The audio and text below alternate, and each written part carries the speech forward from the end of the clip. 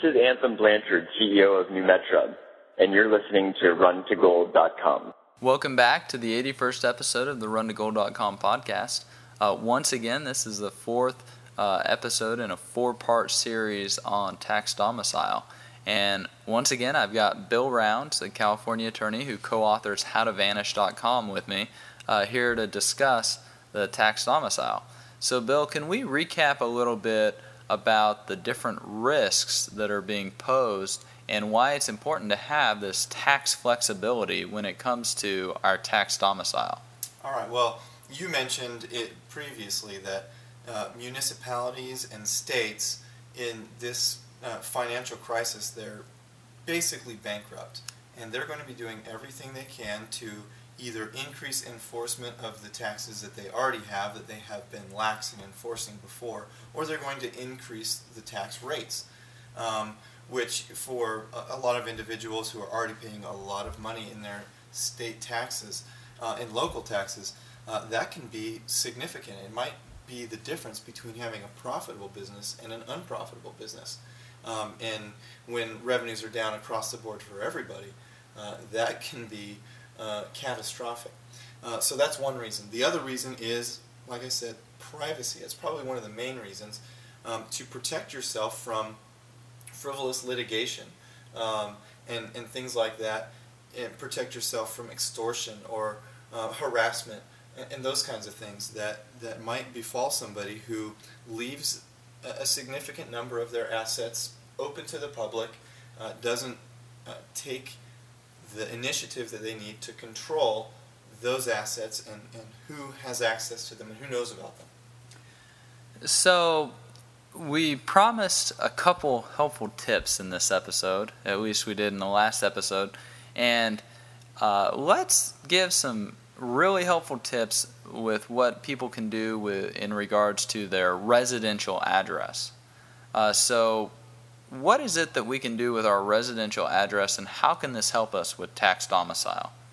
Okay, a residential address is needed for so many things, like I've said before, a lot of different registrations and fees, so we have to tell somebody where we live, even if we don't really live anywhere. So what we can do is, if you are the kind of individual who either moves around a lot or needs to have that home base where all of your mail goes to, where your packages go to, that you know is going to be there, you can do something that we call a ghost address. It's called a ghost address by a lot of people. And that is simply a place where you can have as your residential address wherever it is that you want to call your home base.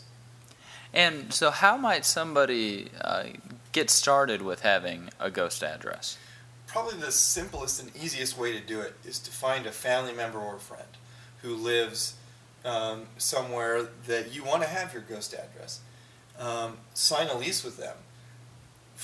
Talk to them and say, hey, would you be willing to accept my packages, accept my mail, because I travel a lot, I don't really have a home base, and I need an address to put, for my bank statements and things like that.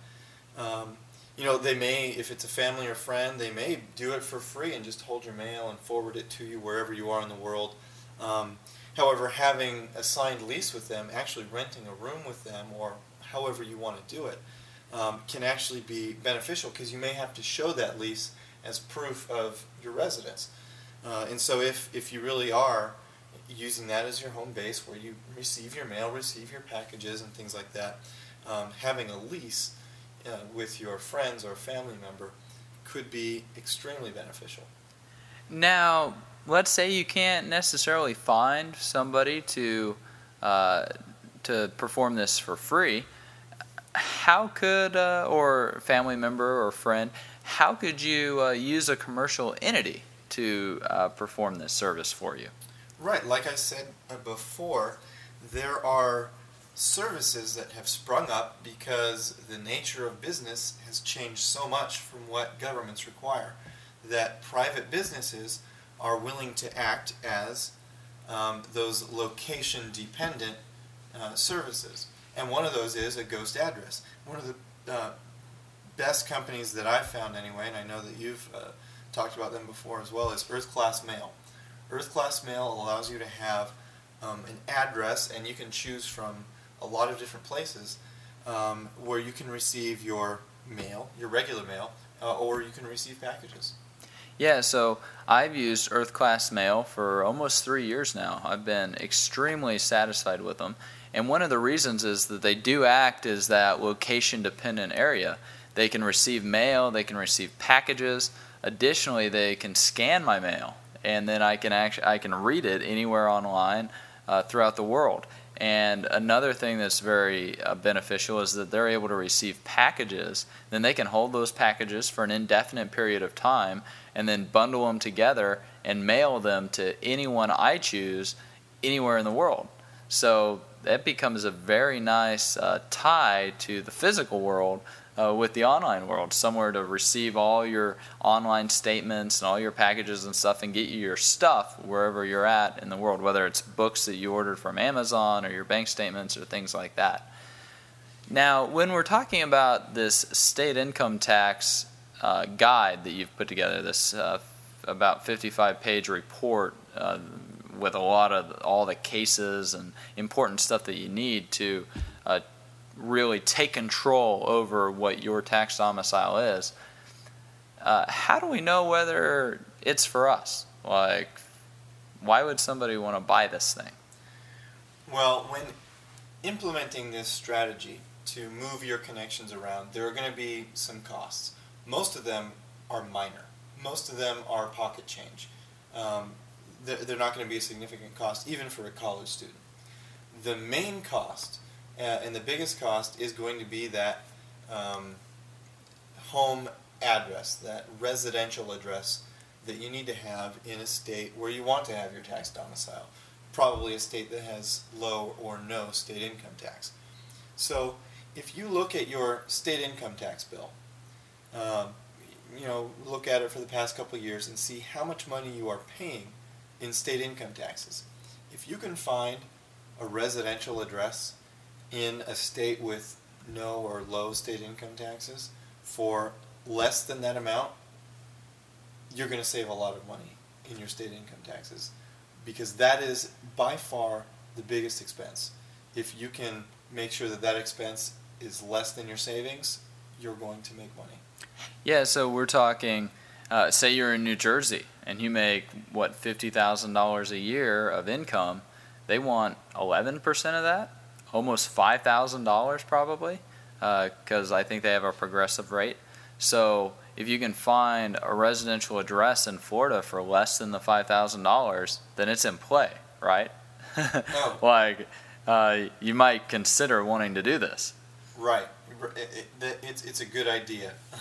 Yeah, it's a good idea because, it's not just $5,000 this year, but it's $5,000 next year and the year after that and the year after that. And since you have that $5,000 and you can invest it and earn even more money, then it's just going to have this compound effect, saving those that large expense of state income tax. So it can become a very helpful tool for building and generating wealth, in addition to protecting it, as we talked about, from asset protection and personal privacy and estate planning viewpoints. Right, and just like estate planning and asset protection, state income tax optimization is a long-term strategy. And so it's not just about saving taxes this year or saving money on your taxes next year. For the smart individual, they're going to want to do this so that they are planning for the next 20, 30, or 50, 60 years. Yeah, and if they do that, every $5,000 of tax that you don't pay for, that you aren't legally required to pay, compounded at 10% over 40 years, that's millions of dollars that could potentially be saved just from the effect of the compound interest. Easily. So for most people that can benefit from it, the compound interest will be in the millions. Yeah, so we've talked a little bit about tax domicile as as a principle and strategies that we can use to approach this. We've talked about how so many people are moving from state to state with taking new jobs or whatever, that changing tax domicile is almost like a bunch of wildebeests stampeding across a river on a regular basis. And what the tax domicile does is it allows you to grow wings and just fly over the river or walk over a bridge, because you're approaching it preemptively with preparation in mind. You understand what the legal requirements are and you meet them. That way, the crocodiles, those state tax enforcers, they, one, won't even go after you because, one, they might not even know that you're there to go after, or two, it might just be too hard for them. And three, if they do go after you, chances are they're going to lose because you've done it all legally. You've approached it with the law on your side, and you've taken the necessary steps to preempt any of the arguments or assertions that they can make and set up all the facts that you can so that it's in your favor and you're going to win the case. Right. Like I said before, because the weighing of the connections is kind of a logical weighing of where you have the closest connection. And because the state is biased in their decision, sometimes they don't make the most logical decision. There's no guarantees necessarily, but the vast majority are a logical decision. And if they decide one year that, oh, you haven't quite done enough to change your domicile, all you've got to do is do a few more things, establish a few more connections in that different state, remove a few connections in this state where you're domiciled, and try again. That's really the worst that can happen. Yeah, and usually they just make you pay the tax that you otherwise normally would have owed. Right, that's the penalty. So, I mean, the penalty isn't even that high, even if you do get caught, because you perhaps didn't dot an I or cross a T. Yeah, well, I wouldn't say get caught, because you're not doing anything illegal. You're doing the same thing that millions of people do every year. You're saying, I'm weighing the connections that I have to all the states that I have, and I think that my closest connections are to such and such a state. Now, whether state A doesn't agree that state X is your tax domicile, that's a different issue. But millions of people do this every year. Yeah, and very few of them proactively go out to set it up to be most favorable for them. They just kind of throw a bunch of mud at the wall and whatever sticks, and that's how they determine what their tax domicile is. They don't really take a proactive, preemptive, preparatory approach to it. Right, laser accuracy with your mudslinging. Yes, right in the politician's forehead, so he can't milk you anymore. Anyways, you've been listening to the 81st episode of the RunToGold.com podcast. I hope you've enjoyed this 4-part series with Bill Rounds, California attorney from HowToVanish.com. Keep in mind, none of this is legal advice, nor has there been an attorney-client privilege formed.